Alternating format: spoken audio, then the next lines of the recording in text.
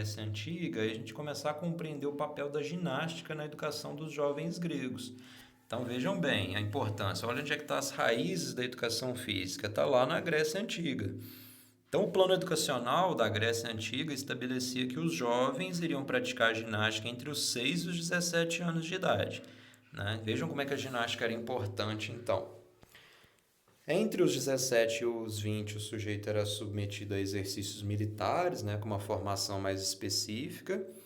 Esse plano educacional ele também defendia a formação do corpo antes do espírito, devendo então os jovens praticarem a ginástica primeiro, depois ele poderia buscar se desenvolver na filosofia, na matemática, em outros campos.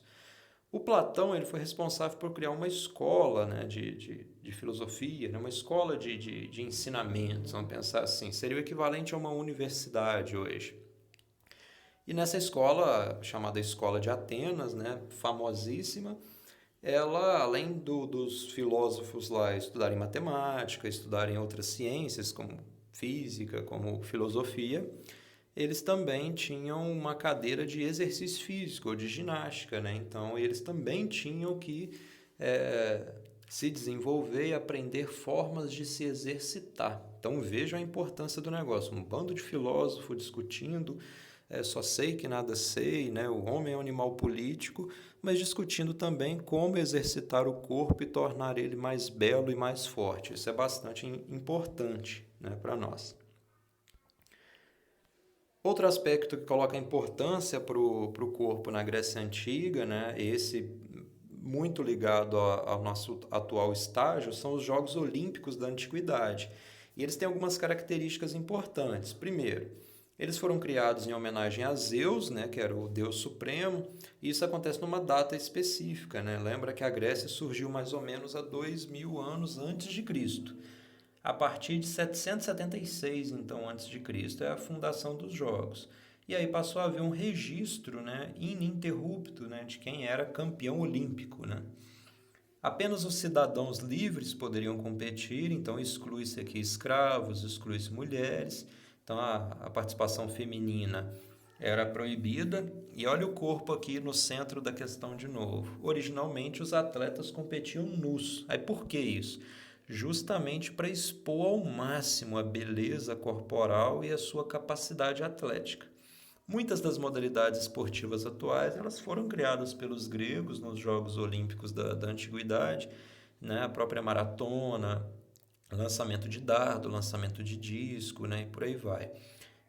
Para saber mais, né, foi feita uma coisa bastante interessante há uns anos atrás, que é uma tentativa de reconstrução dos Jogos Olímpicos da Antiguidade. Então, alguns atletas, né, não exatamente atletas de ponta, mas atletas foram chamados a fazer essa reconstituição dos jogos, né? E eles deveriam se aproximar o máximo possível da realidade de competição da época, inclusive com pouca roupa. Eles não chegaram a ficar nus, mas usaram pouquíssima roupa. E o vídeo ajuda a gente a compreender um pouquinho mais como eram feitas essas disputas, né? Na época não havia nenhuma premiação financeira, né? Mas o campeão olímpico ele acabava tendo bastante prestígio junto às comunidades gregas. Né? O que ele recebia, na verdade, era uma coroa de louro, né? Vem daí a ideia dos louros da vitória, né? Aí saindo da Grécia, né? No período posterior da história, a Antiguidade Romana, o território grego ele é incorporado pelos romanos, né? Então os romanos primeiro vão lá e absorvem todos os costumes da Grécia Antiga. Só que eles não absorveram tudo, então algumas coisas foram bastante diferentes da Roma para a Grécia, porque Roma também absorveu outros costumes, não só da Grécia, incluindo o Egito, incluindo outras partes da Europa. Então, para a Roma antiga, quais eram as questões mais importantes relativas ao corpo? A preparação física só fazia parte da instrução dos soldados, né, a partir dos 14 anos. A ginástica ela foi muito combatida pelos romanos, a ginástica como forma de exercitar o corpo por si só, porque eles não gostavam muito da ideia da nudez dos gregos, né? Eles achavam imoral, achavam repulsivo, achavam uma coisa meio estranha ficar, por exemplo, numa modalidade de luta, dois homens nus se atracando lá. Então isso foi bastante combatido pelos romanos. E para os romanos, a ideia de exercitar o corpo, a ideia de ginástica, ela tinha uma finalidade apenas militar, né? Até para sustentar o império. E por isso que o império também chegou ao tamanho que chegou, né? Mas algumas questões sobre a Roma antiga, né? Os romanos eles mantiveram a ideia dos Jogos Olímpicos, né? Até a conversão ao cristianismo. Então vejam que coisa curiosa.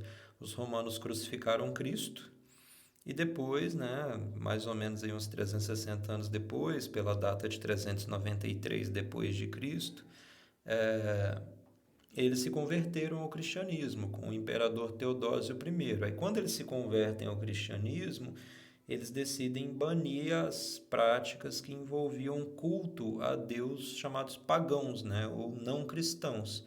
E como a gente foi bem colocado antes, os Jogos Olímpicos eram realizados em homenagem a Zeus, né? Os romanos eles modificaram muito os jogos, né? Eles também inseriram outras modalidades importantes. Mas a ideia de jogos, né, para os romanos eram divididos em dois cenários, né? No primeiro era o do anfiteatro, né, que o mais famoso deles, o Coliseu. Os gladiadores profissionais enfrentavam-se, né, entre si ou então contra as feras, né?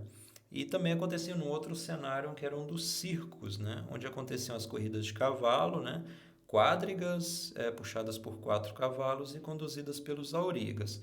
Uma cena muito interessante para dois filmes interessantes para se ver que retratam esses cenários no primeiro cenário do anfiteatro, o filme Gladiador, né, expressa muito bem a ideia, né, do cenário de luta, né, e para que servia o corpo no Império Romano.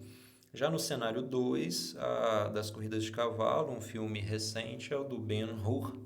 E aí o filme do Ben-Hur tem uma cena final que é justamente da corrida de cavalo, né, puxado por 4 cavalos, e o valor que era dado pelos romanos a esse tipo de prática, né? Eu separei aqui 3 pontos para vocês exercitarem um pouquinho os conhecimentos, né? Então, tinha aqueles objetivos lá no início. Então, agora, no final, vamos pensar assim, o que eu consigo fazer agora? Será que eu consigo responder algumas perguntas a respeito da matéria? Então, vamos fazer uma questão rápida, né? Questão 1. Qual que era a importância do corpo e da ginástica para os gregos? E para os romanos? Aí dá para pontuar as diferenças, dá para fazer uma breve descrição. Segundo ponto, né? Ponto 2. Os gregos antigos consideravam a beleza física como sinônimo de saúde. E nos dias atuais, o que pensam as pessoas sobre beleza e saúde? Pelo que a gente acompanha na rede social, por exemplo, né? Aquilo que eu falei das personalidades fitness, né? Como é que dá para ver essa questão, né? 3. Os filósofos gregos pensavam o mundo, né? Ou pensavam o ser dividido em mente e corpo. Então, isso criava aquela ideia de dualismo corpo e mente. E hoje, nós temos um corpo ou nós somos um corpo? Como é que dá para responder essa pergunta aí, hein? Algumas orientações bastante importantes aqui para vocês, né? Me disponho a responder qualquer tipo de dúvida que vocês tenham por vídeo, né? Por áudio, por explicação de texto, por sugestões de outros materiais. Mas o primeiro ponto ao ouvir o áudio, ao acompanhar a matéria, se você tem dúvida, anote as dúvidas, repasse para o representante da turma, porque eu posso fazer um novo áudio com explicação, posso expor de outra maneira para tentar solucionar a dúvida de vocês. O importante é que as dúvidas sejam solucionadas, né? Segundo ponto. Tenta ler assim outro texto, outro tema, né? Aqui acaba que o tempo de aula fica um pouco mais curto, né, do que se a gente tivesse presencial, porque aí a gente dá um exemplo, dá outro, alguém da turma traz um exemplo, então a aula no presencial é sempre mais rica. Aqui a gente está ficando com essa parcela sem essa interação de várias pessoas ao mesmo tempo, então a aula acaba ficando mais curta. Então vamos compensar esse tempo com outras pesquisas sobre o tema. Quando você vê uma coisa que você não conhece, o significado de uma palavra, tenta buscar o significado e anotar no seu caderno, porque é isso que vai fazer diferença no futuro. Terceiro ponto, eu acho que é um ponto muito importante, que é que o coronavírus ele não é brincadeira. Então a gente pode acabar assim, se todo mundo ficar doente ao mesmo tempo, nós não vamos ter lugar no hospital para poder tratar tanta gente. Eu não quero ficar doente, não quero que meus pais fiquem doentes, mas eu também não quero voltar a trabalhar e de repente receber uma notícia que um de vocês ficaram doente ou que algum familiar próximo ficou doente e não conseguiu se recuperar. Então, as condições dos hospitais, assim, eles não vão ter essa condição de atender todo mundo.